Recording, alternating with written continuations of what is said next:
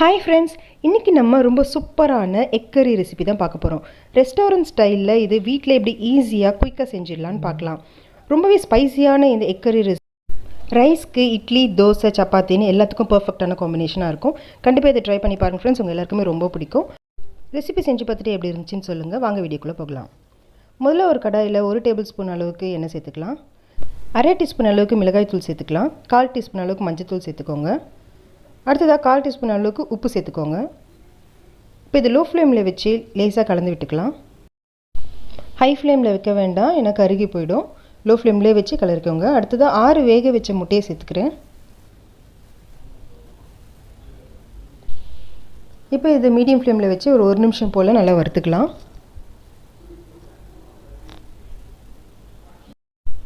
இப்போ இதை தனியாக எடுத்து வச்சுக்கலாம்.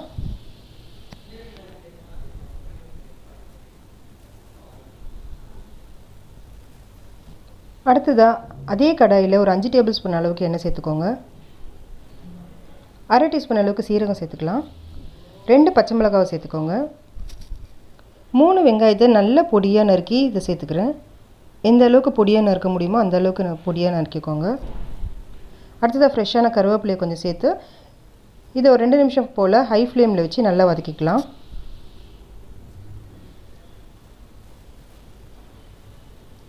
பாருங்கள், நல்லா பொன்னிறமாக வதங்கிடுச்சு. அடுத்ததாக இதில் 1 டேபிள் ஸ்பூன் அளவுக்கு இஞ்சி பூண்டு விழுது சேர்த்துக்கலாம். இதையும் ஒரு 2 நிமிஷத்துக்கு போல் அந்த பச்சை வாசனை போகிற அளவுக்கு நல்லா வதக்கி எடுத்துக்கோங்க. அடுத்ததாக 1/4 டீஸ்பூன் அளவுக்கு கரம் மசாலா சேர்த்துக்கலாம்.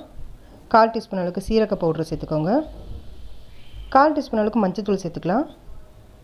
1 டீஸ்பூன் அளவுக்கு சில்லி பவுடர் சேர்த்துக்கிறேன். வெறும் மிளகாய் தூள் தான் இது. அடுத்ததாக 1 டீஸ்பூன் அளவுக்கு தனியாத்தூள் சேர்த்துக்கிறேன். தேவையான அளவுக்கு உப்பு சேர்த்து இது நல்லா கிளறி விட்டுக்கலாம். லோ ஃப்ளேமில் வச்சே கிளறுங்க. இது நல்லா மிக்ஸ் பண்ணிட்ட பிறகு இப்போ நம்ம அடுத்ததாக ஒரு தக்காளி சேர்க்க போகிறோம். தக்காளியை ஒரு தக்காளியை 8ஆக கட் பண்ணி சேர்த்துக்கோங்க. ரொம்ப பொடியாக நறுக்க வேண்டாம், இந்த மாதிரி பெருசாக கட் பண்ணி சேர்த்துக்கலாம். தக்காளி குழையாமல் லேசாக கலந்து விட்டுக்கலாம்.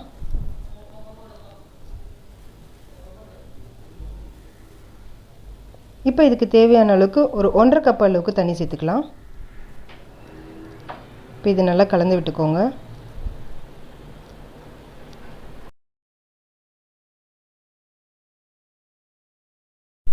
அடுத்தது அதில் ஃப்ரெஷ் கர்டு சேர்க்க போகிறோம். 1 கப் அளவுக்கு ஃப்ரெஷ் கர்டு சேர்த்துக்கோங்க.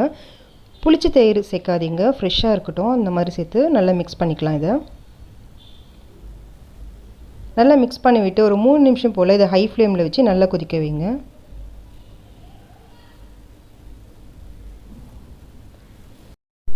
நல்லா கொதி வந்து எண்ணெய் பிரிஞ்சு வந்திருக்கு பாருங்கள்.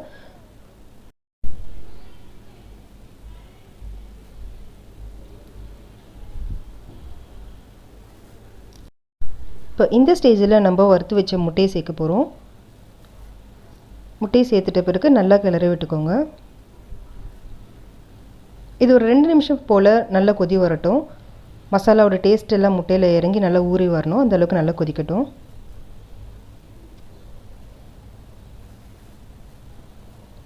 அடுத்ததாக இதில் ஒரு 1/2 டீஸ்பூன் அளவுக்கு மிளகு பவுட்ரு சேர்த்துக்கிறேன். காரம் கம்மியாக வேணும்னா மிளகு இன்னும் கொஞ்சம் கம்மியாகவே சேர்த்துக்கோங்க. எனக்கு ரொம்ப ஸ்பைஸியாக வேணுன்றதுனால நான் 1/2 டீஸ்பூன் அளவுக்கு சேர்த்துருக்கேன். உங்களுக்கு பெப்பரோட டேஸ்ட் ரொம்ப பிடிக்கும்னா பெப்பரை 1/2 டீஸ்பூனுக்கே சேர்த்துக்கிட்டு சில்லி பவுடரோட அளவை கம்மி பண்ணி சேர்த்துக்கோங்க. அடுத்ததாக ஃப்ரெஷ்ஷான கொத்தமல்லியை நல்லா பொடியாக நறுக்கி அதையும் சேர்த்துக்கலாம். 1 டீஸ்பூன் அளவுக்கு நெய் சேர்த்துக்கிறேன். இது ஆப்ஷனல் தான், உங்களுக்கு பிடிச்சிருந்தா சேர்த்துக்கோங்க. நெய் சேர்க்குறதால இன்னும் டேஸ்ட் எக்ஸ்ட்ரா சூப்பராக இருக்கும். ஸோ இதையும் நல்லா மிக்ஸ் பண்ணி விட்டுக்கலாம்.